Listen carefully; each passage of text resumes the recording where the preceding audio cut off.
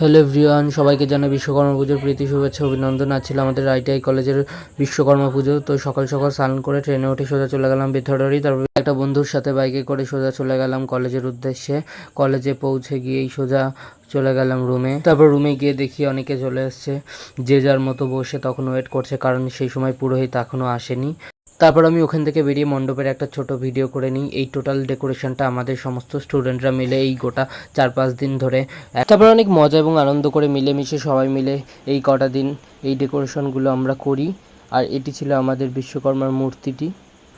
তারপর ওখান থেকে সোজা চলে যাই আমি আর সুদীপ মিলে পাশে একটু ঘুরতে, দেখি এই সাইডে রান্নার আয়োজন করা হয়েছে।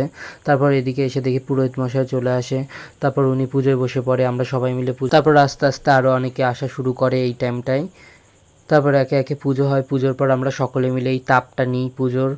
তারপর শুরু হয় অঞ্জলি দেওয়ার পর পুরোহিত মশাই সবারই মাথায় শান্তির জল ছিটিয়ে দেয়।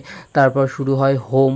তারপর হোমটা শুরু হওয়ার পর আমরা সবাই মিলে, ততক্ষণ ভীষণ চারিদিকে ধোয়া হয়ে গেছিলো, চোখ তো জ্বালাপোড়া করছিল। তারপর একে একে সবাইকে হোমের টিপ দেওয়া হয় এবং হোমের টিপ নিয়ে আমরা সবাই একে একে প্রসাদ দেওয়ার জন্য রেডি হই এবং একে একে আমু হাতে প্রসাদ পেয়ে যাই এবং প্রসাদটা খেয়ে, তখন প্রসাদটা খাচ্ছিলাম বসে।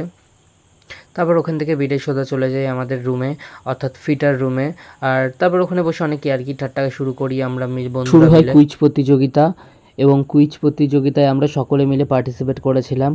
তারপর ওখান থেকে বেরিয়ে আমরা সোজা চলে যাই প্রসাদ বিতরণের জায়গায়, যেখানে আমরা সবাই মিলে প্রসাদ গ্রহণ করি এবং প্রসাদ গ্রহণ করে সোজা আমরা চলে আসি বাড়ি।